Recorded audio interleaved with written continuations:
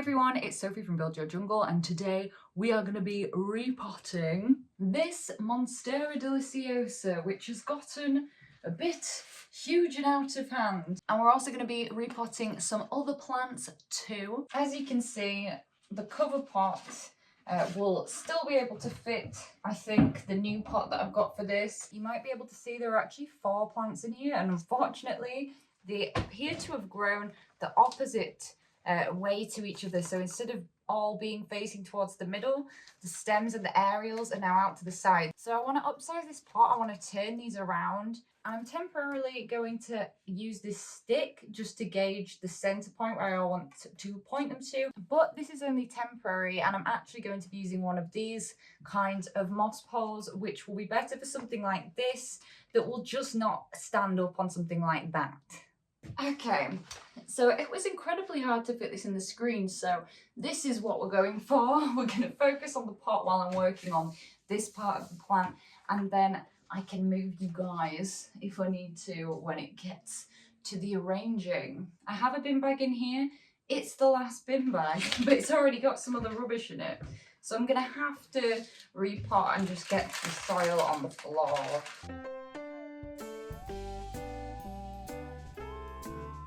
Usually with a plant like this, I would have preferred to be on my knees with it tilted and be able to give it a good whack from underneath.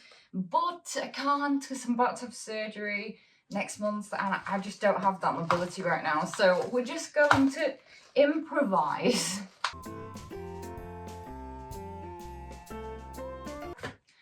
And this is the pot that we'll be repotting into. It's the Soil Ninja one I got the other day.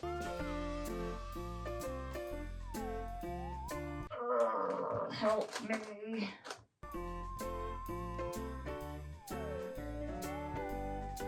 We're really improvising now. Come on. I'm just going to tell myself, don't worry about the floor right now. Don't worry about the floor.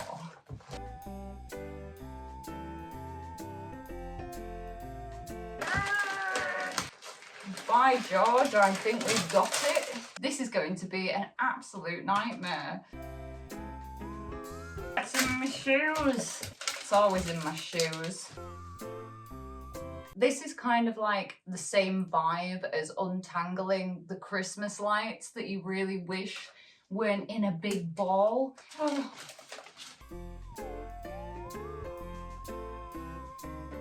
Monsteras do have quite hardy roots, so I'm not too worried about ripping it slightly. To be honest, when we see what the roots are like, we may have to prune the roots back anyway. Oh, there's a weird snapped root here. We don't want this one anymore.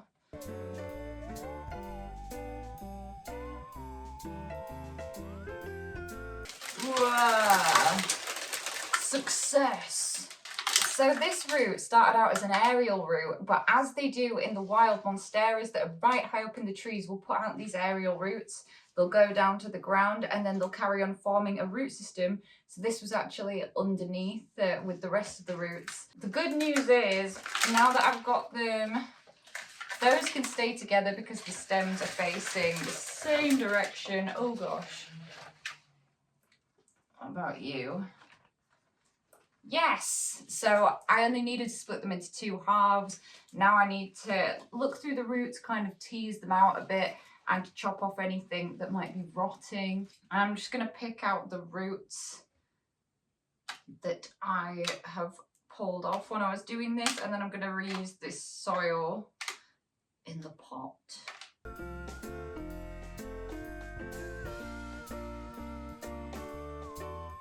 I would remove any roots that are squishy, but there aren't any.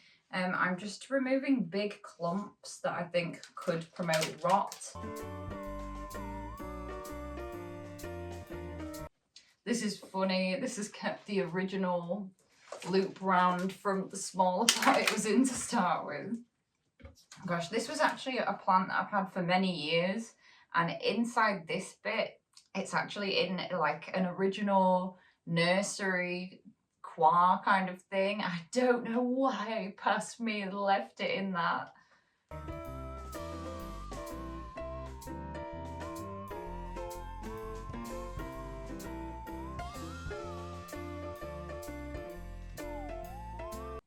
main place I want to remove some from is in this middle bit, because it's just a great big clump and I think it's too much. So I know it looks like I've not really chopped anything off, but I have done quite a decent prune there, just to make sure that what we've got left is really healthy. Now,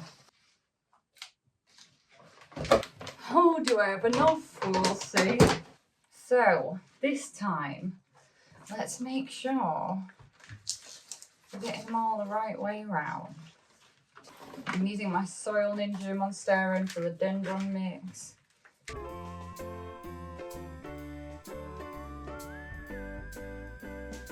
I'm just trying to make sure that I get in between all these lovely jabbly roots.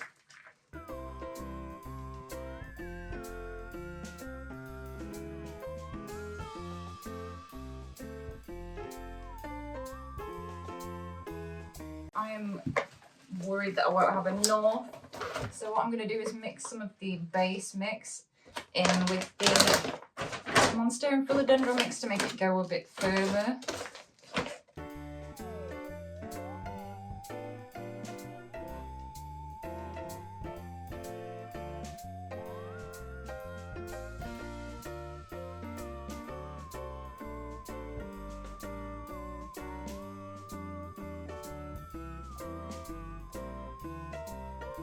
Okay, I'm quite satisfied with the fact that I got through all the roots just using the Monstera and Philodendron mix, but I'm just going to do a bit of base mix on the top just to make sure it's fully potted in there. And also, I don't think it'll make too big of a difference because this lives right next to my radiator. It lives really close to my window. Like, I think it'll be fine. I'm hoping that this is enough to just hold it all up. Just for a few weeks.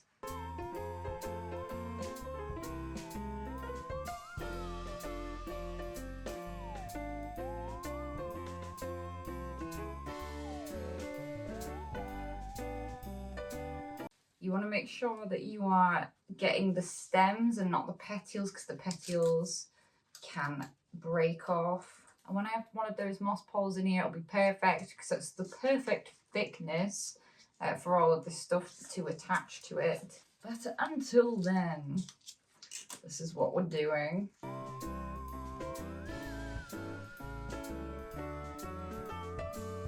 And this one has to go to the bathroom to be watered because it's so big and it takes so much water. So I will do it after this.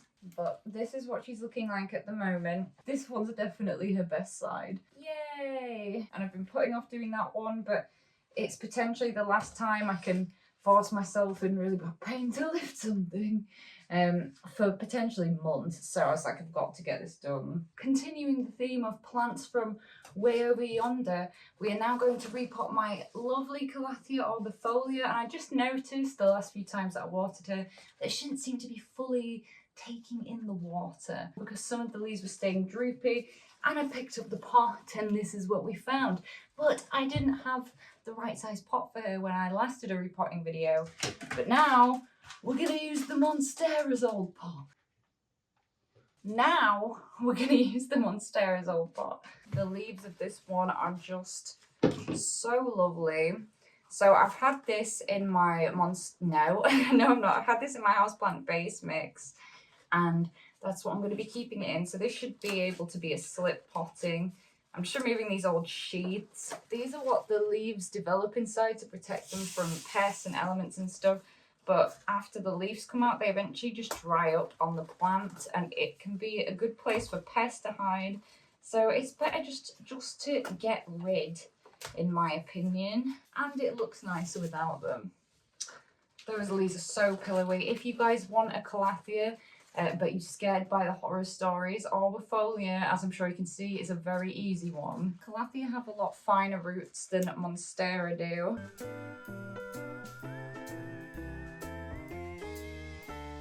Because Calatheas like to stay more moist, that was definitely quite difficult to get out of the pot.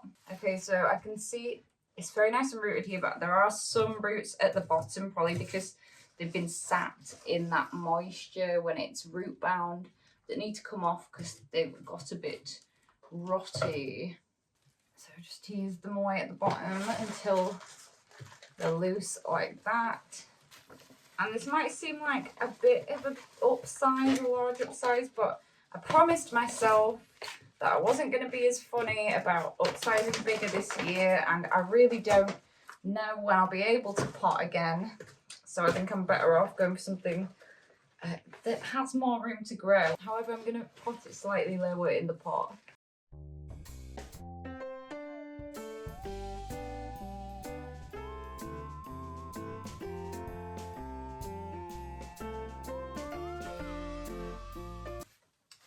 There we go. So that should sort her out for a while. I'm going to have to find a different cover pot for this in the shop somewhere though, because I don't think I have one this big. Love those leaves. Right, this was already moist. So what I'm actually going to do is just water around the outside where the new soil is just a little bit, just to help the roots settle in. Now we're going to change tone a little bit, and this is a little bit more of a houseplant hospital. This is my Anthurium clarinervium, and I actually used to have 2 of these, but my nan really liked it, so I gave my one that was doing well to her in hopes of reviving this one. And I've also, update on this guys, this I pollinated it by hand and it had a semi-successful pollination. I think in hindsight I did it a bit early. I then snapped the infructescence off by accident, but I did still manage to save 2 seeds out of it, so we'll have to see if they end up doing anything, but it does take a very long time. But this plant has been looking bad. I mean, at first it was like it had some kind of fungal infection or something, which my XL crystallinum had been struggling with. And the weird thing is that the other one never ever had this problem, but it's finally, oh, I was going to say it's finally putting out a new leaf, but it's trying to. Anyway, I just want to take a look at the roots and see what's going on, because it really eludes me what is wrong with this Anthurium. These roots are lovely though.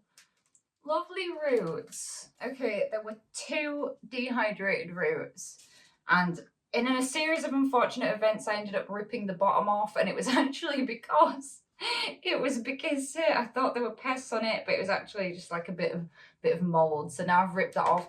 But that is really not what you're supposed to do. It's not what you're supposed to do. I think, to be honest, that just this plant's been through so much that I'm not quite sure. There's probably been a number of problems, but the roots are definitely not one of them. Oh, there's another auxiliary bud lower down.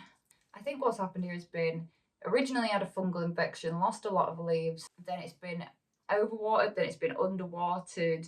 The roots seem nice, but it's just had an adverse effect on the foliage. But I mean, that leaf, to me, like, that leaf is not bad. So let's get her in a bit of a bigger pot.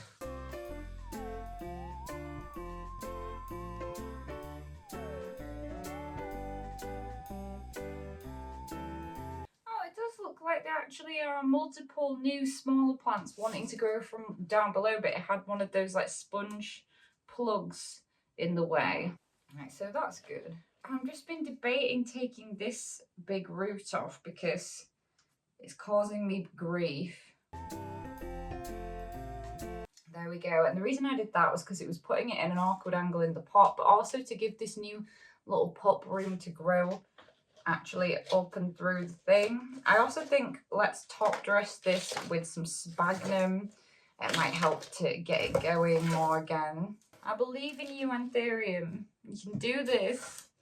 You got this.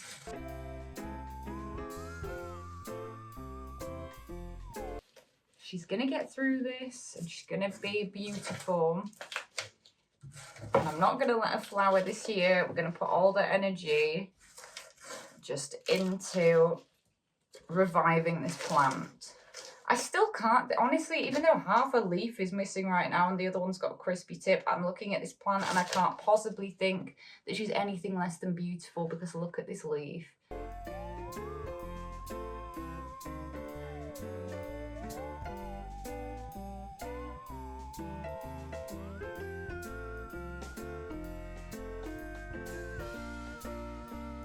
I filled in the majority of the area of the roots with the aroid mix, which is what this likes. It likes a chunky mix. And then just because we're desperate today, I've whacked a bit of the base mix on the top.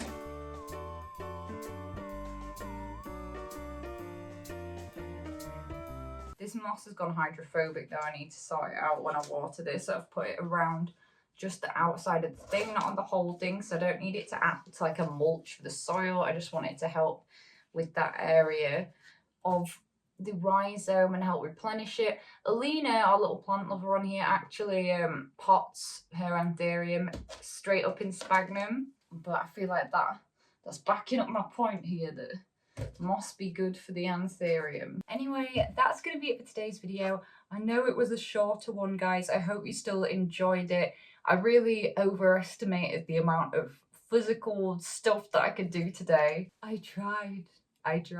Hope you still found this interesting. Anyway, let me know, guys, what have you been repotting recently? At the moment, I post long form content on Fridays, so please hit that button, subscribe to be notified when I next make a video. I also post every day on TikTok. There's all kinds of funky business on there, so do check that out. And I hope you're having a great day thinking about houseplants.